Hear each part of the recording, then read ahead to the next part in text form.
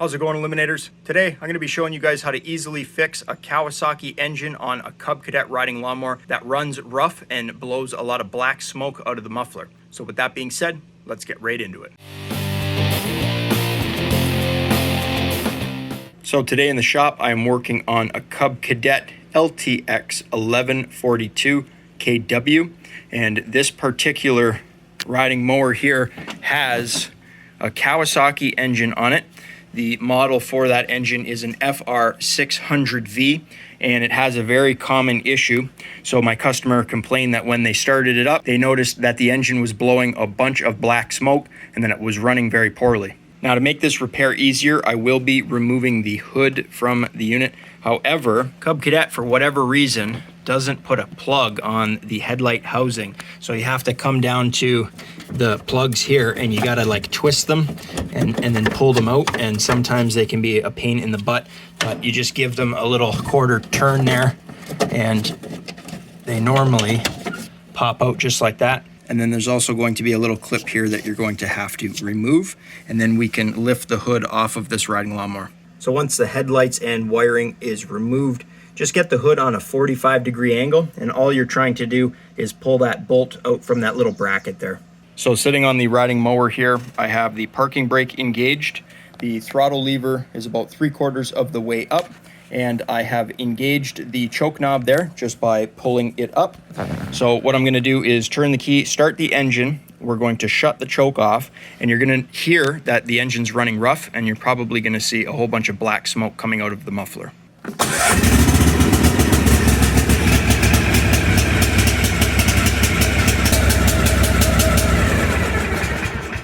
So that's not what you want to hear, especially when you turn the choke off. Now, before I show you guys how to easily solve this issue, I did want to mention that Terrell Fixes All recently posted a video on this exact type of repair. However, this came into the shop, so I also wanted to film it myself because it is a fairly common issue that happens to these Kawasaki engines on a lot of these Cub Cadets, and solving it is quite simple. So right under the steering wheel here is your choke knob. You would pull it to cold start it, and once the engine's running, you would push that down. So I'll take you down to the engine to show you exactly what happens down at the carburetor and intake manifold. So this arm right here is the actual choke mechanism that is operated off of the choke cable. So what happens is you pull the choke knob up under the steering wheel, and that arm is lifted, and you guys can probably already see the problem. So what we have here is the choke lever return spring, but that only helps return the choke mechanism. The issue is right here on the carburetor itself. That is your choke rod that goes into the carburetor. So the choke plate is attached to that, and you guys can see that it is simply stuck in the top position. So one of the first things I do when I get one of these calls, when I go out to pick up a riding lawnmower, is I flip the hood. I look to see if this is stuck in the up position with the choke knob now in the disengaged position. And all you have to do is press down on it. You can start this engine up and run it and drive it, and it will run perfectly fine. So once again, parking brake is engaged.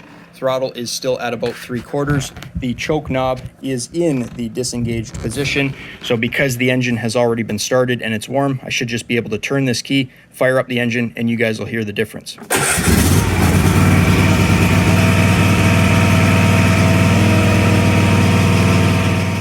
Now, there's a couple different ways you can solve this issue. In Terrell's video, which I can link in the top right of your screen, he disassembles the upper intake manifold and removes the choke rod and choke plate itself, and then he sands the choke rod that goes through the carburetor so that it makes it a little easier to turn. But what I find happens is these things just get covered in so much dirt and debris that the choke rod gets hung up. So 9 out of 10 times, all you really have to do is wash this thoroughly with some soap and water. You can use a pressure washer or a garden hose on the jet setting and blast away any of that dirt and debris. And then what you're gonna do is go back to the inner side of that choke linkage and spray it with a little bit of penetrating oil, silicone lube, basically any kind of lubricant that you have. And like I said, 9 out of 10 times you can solve this issue without having to disassemble the carburetor. All right, so I'm over here on the grass. I got the hose and some cleaner ready, but I just wanted to show you guys, as I'm moving this choke mechanism here on the carburetor itself, check out all of the gunk and dirt that's coming out of that thing. So that's what we're going to be cleaning up right now. So using a little bit of spray 9, I'm just going to spray down the carburetor and choke area. We're going to clean the whole front side of this engine up. Shout out to Permatex for sending this our way.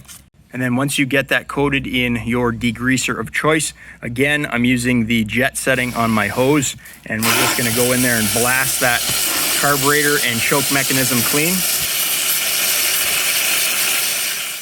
And like I said, 9 out of 10 times, just blasting it clean with the hose and a little bit of degreaser is enough to allow that choke mechanism, choke rod, and choke plate inside of the carburetor to rotate nice and freely.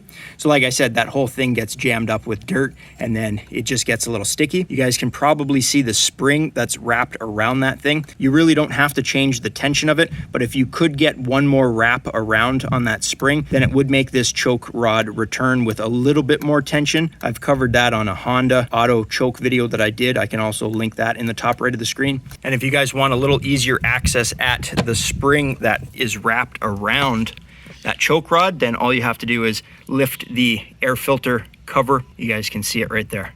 So blast all of that in there. Make sure you get it as clean as possible. Now, if you're not going to be using WD-40, what I would suggest is using some type of air tool just to go in there and get all the water out of that area there. And I know I said you can use some WD-40 because it is a water displacer, or a little bit of penetrating oil even would work. However, a lot of times dirt and debris is going to stick to that. So today I'm going to be using some Liquid Wrench dry lube. This, as you can see, resists dust and dirt, so it does not leave an oily residue behind. However, it is still a lubricant. We got this from Sten's, part number 752-922. You can probably buy it at any automotive store. And then, like I said, we're just going to go in here and spray the area where the spring is. And now that it's been lubricated, I'll show you guys how this works. So choke knob is pulled up. You would cold start your machine and you're going to push that choke knob down. And like I said, literally every time that returns back to normal. So we're not changing the spring tension. I haven't taken anything apart, and we haven't sanded down the choke rod shaft itself, so you're not really removing any material. This is just a quick fix here. Like I said, clean this up with a little bit of degreaser and even your garden hose. You don't even need a pressure washer, and then spray it with a little bit of lubricant. And like I said, guys, fixed, and this machine will run properly now. I generally don't like taking things apart if you don't have to, but that's why I did mention 9 out of 10 times works every time. Sometimes you may have to take that apart to clean the inside of it, because it is very reasonable to assume that the dirt and debris that's built up on that spring and this outer choke lever has gotten itself inside of the choke shaft and the hole that's drilled in the carburetor. Now, in the event that you guys degrease and wash the front of the engine and you lubricate this, and for whatever reason it's still getting hung up, maybe if you push in on it, because this shaft does have a little bit of play and you notice it's getting hung up, I will show you guys how to fix this the way that Terrell did it. It's relatively simple. All you're going to need is a 10mm deep socket to remove the 2 nuts there. You're going to need a number 2 Phillips screwdriver to remove this screw here, and you'll also need a pair of needle nose pliers. First up, we're going to remove these,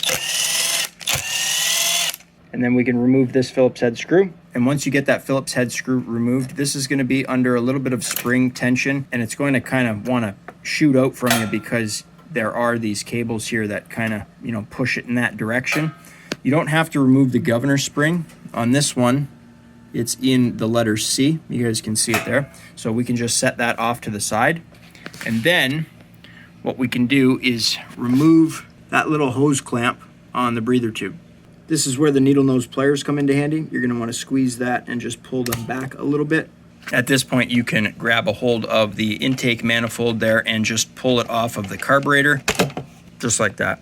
So this is the choke mechanism here. Like I said, just washing that and lubricating it worked for us, but I wanted to show you guys how Terrell fixed this. So basically the way this works is they have this plastic choke rod, and then they have the choke plate that sticks through a slot that's cut in there. So if you guys want to remove that, at this point you're going to need a pair of pliers, and you're just going to grab a hold of the choke plate itself and you're going to pull straight out, just like that. Again, like I said before, the way it works is that little spring just gives it slight tension. So what I like to do here is just grab a hold of the spring, the washer, and then inside of there, there's going to be a little piece of felt or something like that. So like I was saying, it is very reasonable for dirt to get past that washer and into the shaft itself. You guys can see all of the lubricant that's coming out of there now, and then you're just going to pull it straight out, and we'll take it over to the workbench.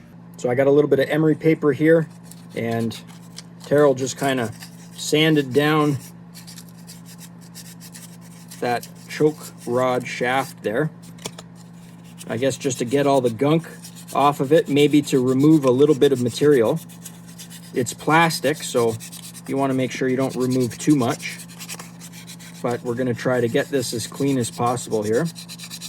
Feels pretty smooth. And then I got a little bit of 3-in-1 oil here. Probably won't hurt.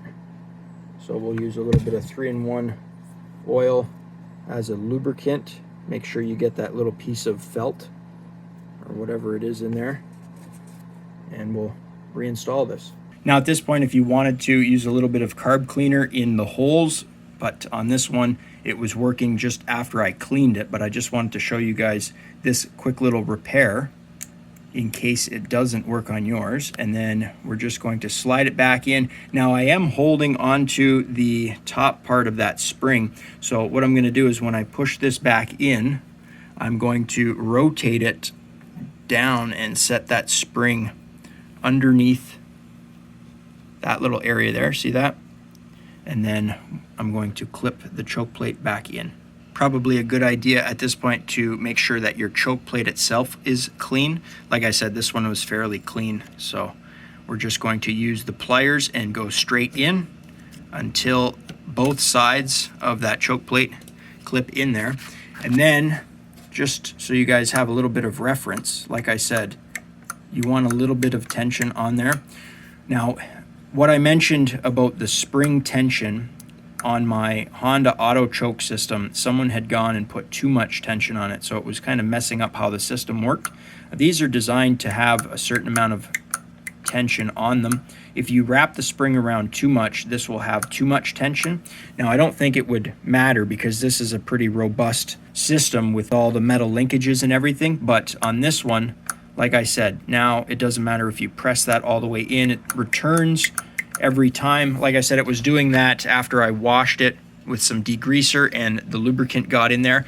But again, it is very reasonable to assume that if there's a whole bunch of dirt and dust here, that it could work its way into that hole there and then get in between the shaft and the aluminum carburetor. And then again, that would build up a little bit of resistance. So a little bit of emery paper, which is just fine sandpaper, a little bit of 3-in-1 oil, and we have the same result. The choke does not stick, but like I said, for the time it takes to remove that screw and these two nuts with that hose clamp there, I just wanted to go ahead and show you the way that Terrell fixed it, because that's pretty much a foolproof way of fixing it. I'm confident that that is not going to stick again. Now to reinstall this is pretty simple. Put your tube under this plastic piece there. I rotated the hose clamp down a bit so we didn't get hung up. Line up the studs from the carburetor. We're just going to push down on that, and we'll get our tube hooked up, give that a push back, set that into place, and then the plate goes on over top of here, and then the nut goes on top of that. Get our hose clamp secure. And then again, because this thing is under spring tension and the cables are still hooked up, we didn't remove anything we really didn't have to. We're going to line up the stud there, and then this piece of plastic there has a little edge on it that the hole will kind of line up to. So you're just going to hang on to this thing while you tighten up the nut and the screw. Just be careful when you're tightening up this screw because you are screwing it into plastic, so you don't want to strip that. Then we can go ahead and get these tightened back up. So there's two ways of fixing this sticky choke mechanism. Like I said, 9 out of 10 times I've found that you just pretty much have to wash it, degrease it, make sure you get all the gunk out of there and lubricate it. But in the event that maybe that 10% of the time the choke lever there still is sticking, then at least I've covered how you can take this apart and fix it with relative ease. Well, that's going to be it for today's video. If you guys enjoyed it, think about leaving me a thumbs up. You know, it really helps me out. You can click here to subscribe and click over here to watch one of my previous videos. I upload every single week, so be sure to stop on by next week, check channel out for new content. And as always, guys, thanks for watching.